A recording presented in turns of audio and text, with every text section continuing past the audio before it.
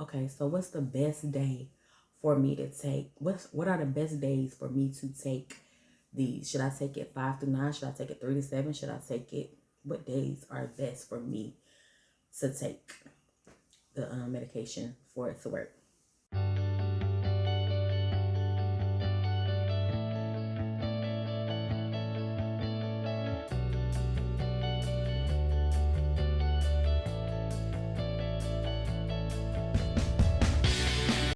Hey family, and welcome back to our channel, the Take Marie and Baby channel. Baby is sleeping. He might wake up during this video, so I'm trying to talk low. Excuse me.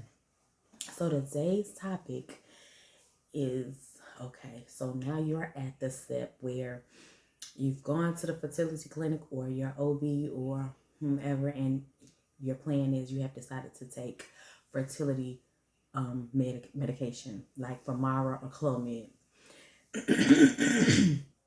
Excuse me. And you're thinking, okay, so what's the best day for me to take? What are the best days for me to take these? Should I take it 5 through 9? Should I take it 3 to 7? Should I take it? What days are best for me to take the medication for it to work? So if you are in that category, keep watching this video and hopefully I'll answer. Now this is a disclaimer. I am by no means a doctor. I have done my own research and I found out what best worked for me. So I ask that you would do your own research after you watch this video and consider the information and do what best works for you. Now with that being said, okay, so most doctors prescribe Femara or Clomid, depending on which one your body is responding to the best. Most doctors prescribe them for you to take it cycle day 5 through 9. That is the typical days that a lot of doctors prescribe. Y'all, you listen. I know y'all not subscribing to my YouTube, but you need to. Right there. Go ahead, subscribe. Hit the subscribe button.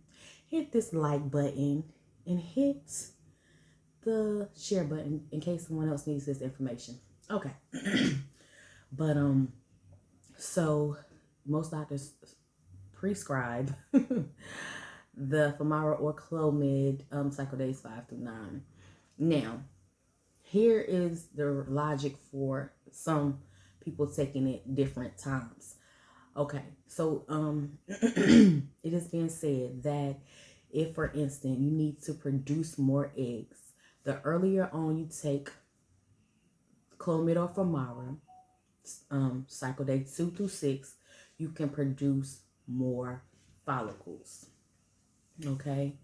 Now, the later on 5 through 9, you produce more mature follicles. So if you want your chances to increase to have either multiples or just you want to increase. You don't have a problem with your eggs being mature. You don't have a maturity problem. You have a low follicle count. Take up my baby. I told you to go wake up. Come on, baby. Oh, it's okay. Oh, man. It's okay. So you don't have a low, you don't have immature follicles. So say, for instance, you got scans and you realize that, okay, your follicles are large. You have a 19 or 18 or 17 or whatever, large follicles. You just don't have enough, okay? Then you want to take it early on, 2 to 6, 3 to 7, that type of thing. Okay, so, or you got a scan and you have enough follicles, but they're all smaller. You know what I'm saying? They are 13, 14 range, 15 range. Smaller. They're just smaller. But you don't have a large one, 17 and up. So I would say absolutely take 5 through 9. That should help with maturing your follicles. And that was my case. So the prior scan that I had before I actually conceived, I had few follicles, but they were smaller. They weren't mature. So I think I had like maybe 3, 4, not that many, maybe 5, but out of all of those, there were only one that was mature enough. It was a 17.2.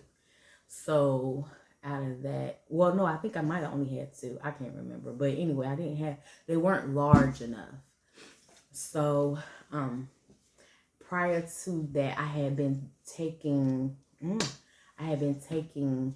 my Femara cycle days 3 through 7. Now, the very first cycle, I did actually start taking Femara cycle day 5 through 9, like I was prescribed by my doctor.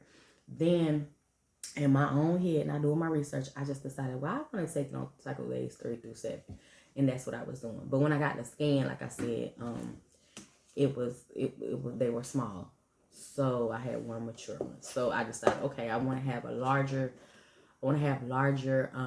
eggs, and I always say larger eggs, but to me, I feel like it's a stronger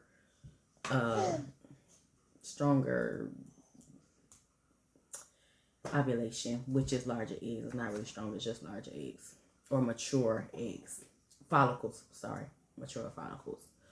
Okay, so I ended up switching the next cycle to back to 5 to 9, and I increased the dose. Someone asked also, well, would the dosage increase, will that affect how many follicles you produce? I'm not really sure on that, but I'll get back with you, because I wasn't really interested in it. I just knew that I responded each time, even at the low dose, to the Femara. Excuse me. Excuse me. I did not respond at all to the Clomid. And I did test throughout that cycle to see if I was going to respond. I did 2 rounds of Clomid, and I did not respond. It was a lower dosage. It was the 50 milligrams or megagrams. So I did not respond at all to that. But I did respond to the Femara, even at the very low dose.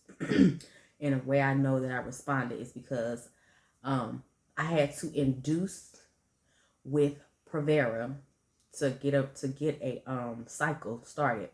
But once I induced that first time, every time I took Femara, I would actually get my cycle, regularly, whatever. I would actually get my own cycle on the Femara. I didn't have to induce each time. So my cycles do run longer, and I was monitoring with the strips, with the okay. Sorry. I hope this answers some of your questions. I know this video was probably a little bit distracted. Might have been distracted a little bit, but I hope you got the juge and the message that I was trying to get, because it was really all about saying, okay, what are the best days for me to take the Clomid or the Femara? And like I said, you will be able to tell after you get